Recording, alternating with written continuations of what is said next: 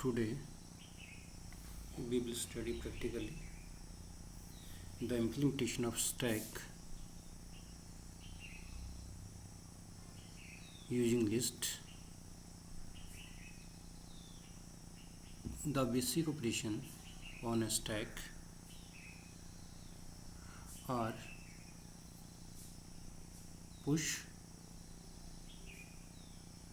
means to say insert, pop means remove or delete, and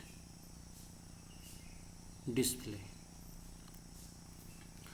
So for that we use any of Python IDE.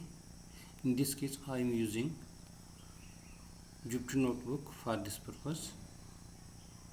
So here is a program to implement all the basic operation of stack,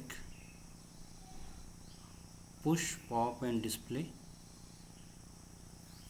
So I have already written these programs. Now try to understand.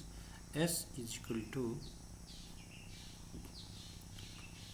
square bracket, that is a list. Which list? Empty list. Another variable ch is equal to by, and while ch is equal to by. यहाँ पे क्या है कि जो ch variable है अगर उसकी value y होती है तब क्या करेगा कि print all basic operation of stack के लिए बेसिक ऑपरेशन के लिए पुश, जिससे हम वैल्यू इंसर्ट करेंगे।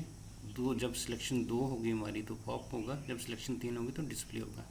तो यहाँ पे c is equal to int input enter your choice. अब यहाँ पे क्या है कि हम अपनी चॉइस करेंगे जो हमारे पास 1, 2 और 3 है। अगर if ch is equal to 1, अगर चॉइस हमारे पास 1 होती है तो a is equal to input enter any number, then s dot append is equal to a। अब आपने पढ़ा है कि लिस्ट का अपेंड मेथड क्या करता है, लिस्ट के अंदर एलिमेंट को ऐड करता है। तो अब एलिमेंट कौन सा है, a है, और स्टैक कौन सा है हमारे पास, s है। अब s के अंदर a की वैल्यू इंटर हो जाएगी। अगर हमारे पास else if c is equal to 2, if s is equal to empty, then print stack is empty. अगर कोई वैल्यू नहीं होगी तो स्टैक से कुछ भी डिलीट नहीं होगा। अदरवाइज अगर एम्प्टी नहीं है तो print deleted element is s dot pop. तो क्या होगा कि जो भी आप एलिमेंट को आपने डिलीट करना है वो क्या हो जाएगा हमारे पास, ये पॉप मेथड उसको रिमूव कर देगा। रिमूव कैसे करेगा, कहाँ से, टॉप से, क्योंकि आपने पढ़ा है कौन सा कंसेप्ट यूज होता है इसके अंदर, स्टैक के अंदर कौन सा, leaf last in first out, कि जो सबसे लास्ट में आएगा वो सबसे पहले बाहर जाएगा।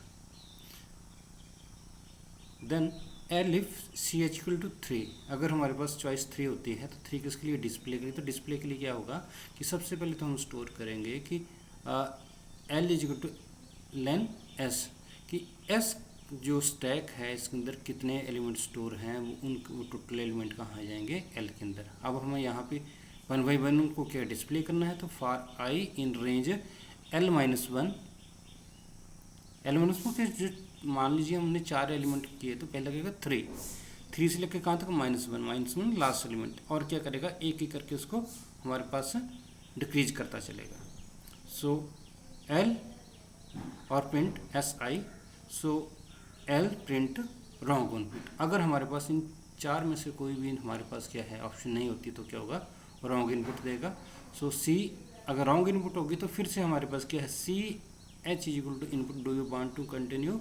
अगर यहाँ पे हमारे पास चॉइस क्या होगी, यस, CH की वैल्यू होगी यस, तो अगेन यहाँ पे भी ये फिर से ये हमारे पास रन करेगी। ये कहाँ पे, लूप के अंदर इसकी प्रोसेसिंग स्टार्ट हो जाएगी। तो कब तक, जब तक चॉइस हमारे पास यस रहेगी। जैसे चॉइस हम क्या करेंगे, नो करेंगे, बाहर आ जाएगा। इसको रन करते हैं। अब ये जब हमने रन किया तो ये हमारे ऑप्शन आ गई। अब हम चाहते हैं कि सबसे पहले हम देखें कि क्या इसके अंदर कोई एलिमेंट है। तो एलिमेंट करने के लिए हम कौन सी चॉइस करेंगे, 3।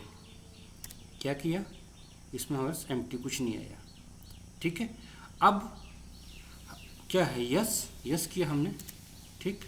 अगेन हम चॉइस देते हैं 1, हम वैल्यू क्या करते हैं इनपुट, वैल्यू 1 किसके लिए, पुश के लिए। तो ये पूछेगा inter any numbers, enter any number, हमने अपना कोई नंबर डाल दिया 44। ठीक, अब यस पूछ रहा है। अब हम देखते हैं कि क्या इसके अंदर वैल्यू स्टोर हुई। स्टोर के लिए 3 हमने देखा ये, तो ये हमारे 44 आ गया। अब फिर से हमने लिखा यस, फिर से कौन सा ऑपरेशन बाय, और अब इनपुट किया हमने 37।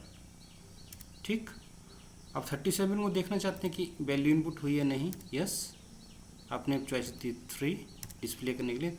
अब अगेन यस, हम 4-5 वैल्यूज में डाल लेते हैं 1, ठीक, 55, यस।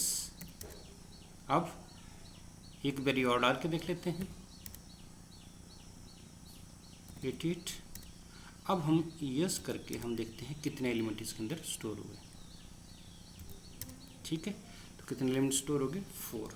ठीक है, अब यस करके, तो ये है कौन सा फंक्शन काम किया हमारे पास, पुश। अब यस करके हम क्या करेंगे, अपनी चॉइस देंगे 2 किसके लिए,